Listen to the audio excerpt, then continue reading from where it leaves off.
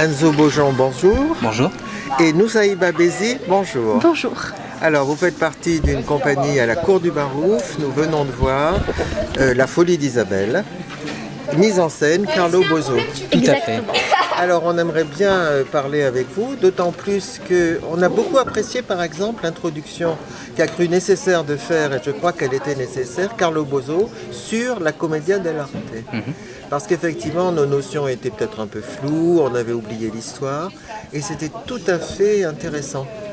Vous aviez prévu, enfin vous aviez préparé effectivement tout ça. En règle générale, en fait, il aime beaucoup faire ce genre de petits discours au début des spectacles, ce qui permet en fait d'avertir un peu les spectateurs avant le spectacle, parce que c'est vrai que les notions de commedia dell'arte, on les a pas trop.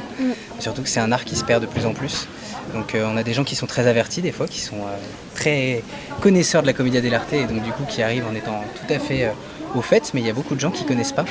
Et ça peut paraître un peu poussiéreux, ça peut paraître un petit peu... Voilà, c'est quand même un art italien qui remonte un petit peu, donc voilà. Mais le but, c'est justement de faire perdurer cet art, et Carlo Bozo en est le plus grand perdurateur, si je puis dire, même si c'est pas très français.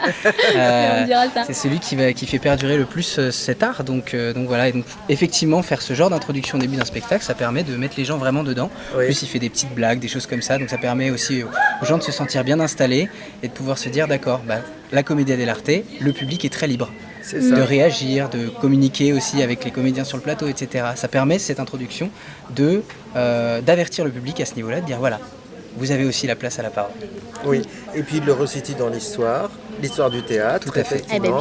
Donc là, on se trouve pendant la Renaissance. Tout à et fait. puis, alors, je précise qu'Enzo, vous jouez Harlequin, Oui. et que vous, Noussaïba, vous jouez Franceschina. Exactement. Voilà. Et alors, dans l'histoire, mais aussi l'histoire des femmes au théâtre. Alors ça nous a beaucoup plu. Ah oui, bien sûr. Ben, évidemment, avec la Commedia dell'arte, on a finalement les femmes qui remontent sur le plateau. Et voilà, c'est la première fois dans l'histoire qui ça se passe. Et je suis très fière que ça se passait en Italie. J'avoue que c'est quelque chose qui me taquine un peu.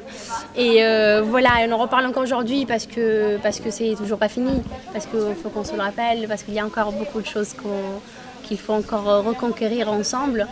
Et voilà, et c'est pour ça. Et jusqu'à la Renaissance, les femmes étaient représentées par des hommes. Tout à fait. Exactement. Ouais. Roméo et Juliette, il y avait Juliette jouée par un homme. Exactement. Oui. Et alors, vous avez l'air d'être une troupe très joyeuse. Oui. Tout à fait. En fait, comme le disait Carlo au début du spectacle, on est sorti de cette école, donc l'AIDAS, qui se base à Versailles. Et en fait, on s'est tous rencontrés là-bas. Et en fait, on a eu la chance de tomber tous amis déjà, et puis ensuite de faire perdurer un peu cette amitié et cette grande énergie joyeuse et entraînante, d'où le nom Dynamo d'ailleurs, qui est le nom de notre compagnie, qui s'appelle la compagnie Dynamo Théâtre. En fait, ça nous est venu instinctivement, parce qu'en fait, effectivement, on a ce côté très... On nous disait qu'on avait ce côté très énergique, très rayonnant et très joyeux, et en fait, c'est un peu le mot d'ordre de notre compagnie, la joie. On peut pas mieux faire du théâtre qu'en étant en joie. Et puis vous savez tout faire, vous savez danser, chanter, jouer de l'épée, Tout à fait. faire du cirque. Exactement, ça c'est dû aussi à la formation qu'on a suivie à l'AIDAS, à Versailles, qui est une formation assez complète finalement, parce que en fait c'est l'une des seules écoles qui nous fait jouer. C'est-à-dire qu'on va monter des spectacles toute l'année et ensuite on va les tourner de début avril jusqu'à fin août. On va faire des tournées dans toute la France, en Italie. Et donc c'est l'une des seules écoles qui permet ça en fait. On sort de l'école, on a fait... Se confronter tout de suite au public. Exactement. Et à la scène. C'est vraiment à la base de cette formation-là. On croit que c'est un métier qu'on apprend qu'avec le public. Et alors pendant les 3 ans de l'école, on fait... entre 200 et 300 représentations devant le public. Bien sûr. Et parfois payantes aussi. Et du coup, voilà, c'est un public exigeant. Et parfois, on prend des claques et on apprend. Et on remonte sur le plateau et on rapprend. Et voilà. Oui, c'est ça ça. se fait comme Et ça. on est souvent accompagné donc par des intervenants Absolument. en chant, en danse, en escrime, en acrobatie, en cirque, en flamenco. Enfin, voilà, on a beaucoup de choses, en pantomime aussi. Oui. En langue. En langue. Aussi, voilà, En langue, les langues, bah, pour le coup, pour c'est le nous. coup, c'est C'est exactement plus ça. nous. C'est que là, on est une compagnie qui est composée de 5 Italiens et 3 Français. 2 Français. 2 Français et 3 Français sur le Scapin. Oui. Parce qu'on a besoin de 8 personnes sur le Scapin. Oui. Et en fait, c'est vrai que eux, ils sont arrivés en France, ils parlaient pas un mot de français, ils ont appris le français. Ah oui. Ah oui. Voilà. Et nous, quand on est allé jouer en Italie, ils nous ont aidés à apprendre l'italien. Donc en Oui. fait, on est une troupe qui est vraiment bilingue, français-italien. Ah, c'est magnifique. Voilà. Alors, j'imagine qu'il y a aussi de l'improvisation, parce que vous dialoguez avec le public, vous devez ajouter peut-être quelques... Bah, On laisse l'espace à ça. La comédie Oui. dell'arte, elle est née basée sur l'improvisation. Cette fois-ci, les Exactement. dialogues, on les a écrits. Oui. C'est parti d'improvisation. On les a écrits avec Carlo Boso au début. Voilà. Et là, on laisse des petits espaces. C'est ça. Il y a des moments où on peut se permettre de rajouter des choses, des moments où vraiment on rajoute, voilà. Mais ça dépend aussi de vous, du public. Ça dépend. et parce que Exactement. pour faire la petite parenthèse éducative sur ces choses-là, Allez-y. en fait la Commedia dell'arte à la base c'était des canevas. Donc pour ceux qui ne savent pas ce que c'est un canevas c'est en fait une suite de une ligne, une phrase qui explique ce qui se passe dans cette scène-là. Et ensuite les comédiens, tout au long du spectacle, ils ont juste la ligne C'est qui ça. dit bon sur cette scène-là tu fais ça. Et ensuite ils devaient improviser. Et voilà. Et c'est comme ça qu'ils faisaient leur spectacle. Oui. C'est-à-dire qu'en fait ils suivaient avec une seule phrase. Comme le jazz, quoi. Exactement. Mais c'est ça, exactement. Donc nous après on a choisi d'en faire un texte parce qu'on a trouvé ça un peu plus abordable et qu'il faut quand même beaucoup d'expérience pour faire ce genre de Et de surtout choses. qu'à l'époque, les comédiens qui faisaient ça, ils faisaient que ça. Que ça. C'est-à-dire que Voilà. l'Arlequin, il jouait que Arlequin pendant Voilà, toute c'est sa ça, vie. avec des personnages très stéréotypés. Exactement. Exactement. Et du coup, au bout d'un moment, c'était des lazos qui se répétaient, c'était les mêmes formules à droite, à gauche qui ils arrivaient à refaire. Et surtout, c'était une seule compagnie qui travaillait que eux-mêmes, entre eux-mêmes, pendant, je sais pas, 10 ans, 20 ans, 30 ans. Aujourd'hui, ça, c'est pas Là, très je possible. suppose que pour pouvoir garder le rythme et qu'il n'y ait pas de trou, il faut que tout soit très très bien écrit. Mais ça dépend. Ah oui. Parce qu'en fait, oui, Oui, c'est oui, sûr, non. on a une structure. En fait, on a une structure. Derrière, maintenant, on commence à connaître un peu le rythme du spectacle. Et donc, on sait quand est-ce qu'on peut caler ces petits moments d'impro, parce que ça nous arrive beaucoup. La plupart des blagues que vous avez vues aujourd'hui, ou des lazzi, comme on appelle ça, c'est en fait... des fois des impros qui sont sortis comme ça sur le plateau, sur scène, des erreurs, même des éclairs de génie, et des fois ça passe pas, et on garde ce qui passe. Oui. Et donc voilà, Exactement. Oui, oui.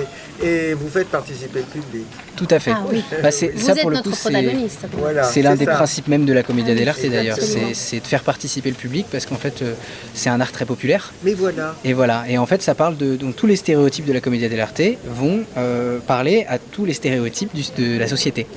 Et donc du coup l'idée c'est ça, c'est de parler à tout le monde. Et quelle meilleure manière de parler à tout le monde que de faire participer les gens qui sont en train de nous regarder. L'ancêtre du guignol. Exactement, Mais Oui. vraiment. tout à fait. Et alors le capitaine là, il est complètement fou, on comprend. Ouais, Vous êtes il- marré là. Avec notre capitaine, bah oui, pour le coup c'est vrai qu'on a eu... Tout ce qu'il fait là. En fait, il est venu normalement, il la recherche et puis il repart et chaque fois il perd son but parce qu'il regarde trop les femmes. Et du coup, il perd son but et il fait rien. Et il finit par se faire arracher le cœur par Isabelle. Alors là, Oui. Comment s'est fait le choix du personnage? Parce qu'effectivement, ça semble tellement naturel que vous fassiez Arlequin et vous, Franceschina, que... mais la première distribution, c'est le metteur en scène qui la décide. Du coup, Carlo Boso, on était déjà à l'école, on a décidé ensemble de faire cette pièce-ci et c'est lui qui a fait la première distribution. Après, la Commedia dell'arte, c'est très typé. Du coup, ton physique du rôle. Oui. Ton physique parle pour toi C'est vrai. et ta nature parle un peu pour toi. Voilà, c'est ça. Au moins, c'est la manière dans laquelle Carlo Boso il aborde la Commedia dell'arte. Oui. Du coup, effectivement, comme vous me voyez dans la vie, je suis petite, je suis pétillante aussi dans la vie. Oui. Et du coup, je ne pouvais pas faire autre chose que C'est vrai. Franceschina. Parfait, vous êtes parfaite. Exactement. Oui. Et puis, on a écrit le texte sur nous. Du coup, c'est aussi ça l'art qu'on a pu faire avec Carlo Boso. Il nous connaît et il a essayé de sortir des choses qui nous sont profondément à nous et de l'utiliser sur le plateau. Oui, oui. Est-ce que ça facilite le jeu? En un sens, oui, ça dépend. Ça En fait, il y a dépend. des choses des choses qui sont très proches de nous, qui projettent aussi sur nous et on a l'impression que c'est pas du tout nous. Donc voilà, c'est aussi une manière de se connaître un peu plus. Ah oui. Ah oui, Voilà, mais c'est pas toujours simple. C'est vrai que des fois, bon bah voilà, moi j'ai le physique peut-être un peu plus carré, un peu plus machin. Bah voilà, il me fait faire les acrobaties, les trucs, les machins. et voilà. Bon voilà, sur un festival d'Avignon, il y a un moment où où c'est un petit peu, mais bon, c'est bien, on perd du poids. Ah oui, Ah, c'est ça compte. Mais non, en termes de jeu, il y a une forme de confort dans le sens où c'est basé sur nous.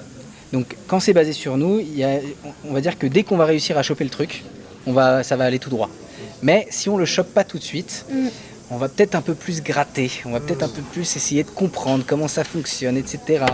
Le chemin est des fois un peu plus long, mais quand on l'a chopé, voilà. c'est tout droit. Ah oui, d'accord. Ouais. Alors parce que c'est une histoire un peu tarabiscotée. C'est une histoire un peu tarabiscotée, effectivement. Alors toute la première partie, effectivement, c'est assez confortable. On Oui. comprend les tenants et les aboutissants, les histoires d'amour, de cœur, bref, les jalousies, les conflits. Et puis à un moment, c'est déjanté. Ça part en folie. Ouais, oui, ça part en dans tragédie n'importe grecque, quoi. Ça part en folie À partir d'un complète. moment, il ne faut plus chercher à comprendre.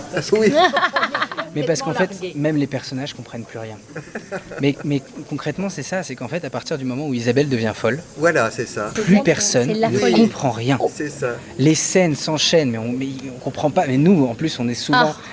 Nos deux personnages sont souvent tout le temps là. Oui. Qu'en fait, ils sont complètement dépassés par les événements. Entre une qui est complètement folle, l'autre capitaine qui arrive pour dire je vais la choper, qui arrive Oui. jamais à la choper. Horatio déguisé Horatio en déguisé en médecin. docteur. Enfin, Exorciste, exorciste. psychanalyste. Ah, et donc voilà, donc en fait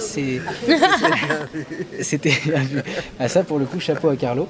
Mais effectivement en fait on a des personnages qui sont complètement dépassés. Et donc du coup c'est très intéressant que vous nous disiez on est Ah, nous complètement aussi. dépassés aussi.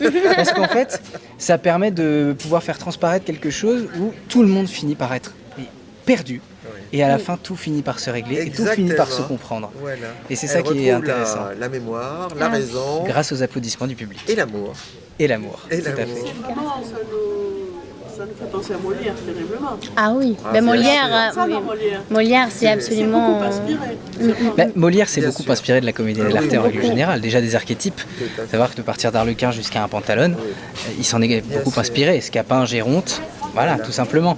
Aussi, il s'est beaucoup inspiré des Lazzi, de la comédie dell'arte. Il s'est inspiré effectivement de ces fins, toujours, où ça se finit bien, où ça se marie. Voilà, donc tout le monde il s'est énormément inspiré de tout ça. C'est pour ça aussi qu'il est très connu. Et C'est puis, que politiquement, il voulait s'adresser à tout le monde. Et Pas alors, seulement à la exactement, cour. tout à fait. Tout à fait. D'ailleurs, c'est aussi souvent ce qui a fait bisquer un peu la cour, c'est que certaines de ses pièces ont été interdites, c'est parce que justement, il voulait parler à tout le monde. Et qu'avant de rentrer à la cour, il a fait beaucoup de chemin avant que Louis XIV lui dise allez viens mon petit gars, c'est intéressant ce que tu fais. c'est ça. Mais alors déjà là, on voit évidemment la satire du père de famille et du pouvoir de ce père, du patriarcat finalement. Tout à fait. Et c'est des alors, choses qui vous sont encore jouez très actuelles. sur le féminisme, sur des interventions de rebelles, de femmes qui se révoltent et qui, ma foi, tirent leur épingle du jeu. Tout à fait. Tout à fait, ça nous réjouit, ça, bien sûr. Bah, c'est qu'en fait, c'est des sujets qui sont encore très actuels. Si on remarque bien que ce soit le patriarcat, que ce soit les femmes contraintes de se marier, Oui, voilà. que ce soit Les différences et aussi les culturelles, fils, etc. les différences culturelles, les fils contraints par leurs parents C'est ça. de se marier. Bien Toutes ces sûr. choses-là, c'est des choses qui existent encore, qui existent goût peut-être d'argent. un peu moins en France, mais qui existent dans le monde entier. Oui, bien Encore sûr. beaucoup. Donc voilà. Et oui, le goût de l'argent, toutes ces choses-là et tout, ça c'est mondial, ça. Ça c'est même en Je me France. suis demandé pourquoi vous avez toutes les langues là sur le plateau. Ouais. Vous êtes amusés. Ah oui, oui, on s'est amusé avec de l'arabe, de l'espagnol, de l'anglais, l'allemand. du turc, de l'allemand. Oui, c'est Et ça, c'est aussi un des choix. D'un côté, c'est aussi montrer qu'on est capable, du coup, d'ouvrir l'horizon à d'autres cultures, et aussi parce qu'on en veut. Et Bien c'est ça un peu ce que veut la Commedia dell'arte, c'est réunir vraiment tout le monde. C'est du théâtre accessible, et l'accessibilité, ça veut dire l'uguaglianza, comment dire ça, l'égalité. L'égalité. Alors en plus, bien sûr, ça se passe dans la cour du Barouf, c'est-à-dire dehors, comme si on était dans la rue, sur une place. C'est-à-dire Exactement. du théâtre de rue très très accessible à tous, très populaire. On a l'impression presque que quand le théâtre s'est enfermé, du coup, il est devenu moins populaire. Ben, nous, c'est comme si, au moins moi personnellement, je me rends compte que dans les dernières années, surtout les gens de mon âge, on ne va pas souvent à théâtre. Voilà. Le théâtre, c'est peut-être moins en France. En France, j'avoue que j'ai remarqué qu'il y a quand même de la jeunesse qui va encore au théâtre, mais je parle pour l'Italie, par exemple, les théâtres sont vides la plupart du temps et il n'y a vraiment personne. Et du coup, on s'est dit, si le public ne vient pas au théâtre, ben c'est à nous d'aller au public. Voilà, c'est ça. Parce que c'est vraiment important. Puis il y a aussi une chose qui est réelle, c'est qu'à Paris, le théâtre c'est un peu embourgeoisé, on va pas se mentir. Et que c'est vrai que nous, on le remarque beaucoup. C'est-à-dire que le peu de fois où on va jouer à Paris, on remarque que le public est complètement différent. Oui. Alors que quand on va en province, Ça, c'est bien. c'est exceptionnel parce que les gens de province qui n'ont pas beaucoup l'habitude de voir du théâtre, etc., sont très joyeux, Voilà. très solaires, très... C'est ça. Et c'est vrai que jouer en province, et nous on joue aux quatre coins de la France pour le coup, voilà. Et ben, c'est un bonheur parce qu'en fait les gens sont heureux de nous voir, à la différence des grandes villes où effectivement les grandes villes, ben, les gens sont plutôt habitués. Mais c'est aussi parce qu'on leur a dit qu'ils n'ont pas le droit de réagir dans le public. Ils n'ont pas le droit tout le temps de rire fort. Et du coup, ils se retrouvent avec une pièce du théâtre qui propose totalement le contraire. Oui. Alors, on n'a plus l'habitude de ça. Oui. C'est aussi ça. Oui, c'est vrai. Mais vous êtes très jeune. Oui. J'imagine. Bah, on est entre... Moi, je suis le plus jeune de la compagnie. Tu es le plus jeune de la compagnie. On est entre 23 et 32, 31 31, je pense. Et qu'est-ce qui vous a donné envie de faire du théâtre? Ouh. Oh bah, c'est une volonté qui est propre à chacune pour le coup, je Bien pense, sûr. en fonction des histoires. Mais personnellement, moi j'ai découvert ça au collège quand j'avais 11 ans. Voilà. Et je suis sorti du collège, j'ai voulu continuer. J'ai créé une compagnie avec ma prof de théâtre au collège. On a monté des grands classiques, les Cyrano, les Cid, les Feydeau, Voilà. que de grands théâtres. Et en fait, j'ai voulu continuer. J'ai fait une option théâtre au lycée, j'ai fait les cours Florent, j'ai fait... Et vos parents aussi, n'étaient pas opposés? Et j'ai eu la chance que mes parents ne soient pas opposés et qui me soutiennent même. Voilà. Ils m'ont toujours dit, et ça c'est quelque chose sur lequel je leur serai toujours très reconnaissant, c'est c'est du moment que tu travailles, du on ne sera pas sur ton dos. C'est ça. Voilà. Oui. Du moment que tu travailles et que tu es heureux, fais ta vie. Et c'est super. Oui. C'est super. Voilà. Et vous alors, Et moi alors c'est totalement le contraire. Non, j'ai commencé comme lui quand j'avais 12 ans, j'étais toute petite et j'ai découvert ça par pur hasard. Je suis allée avec des amis, on m'a dit il y a un projet de théâtre, j'ai dit bon, allez, on y va.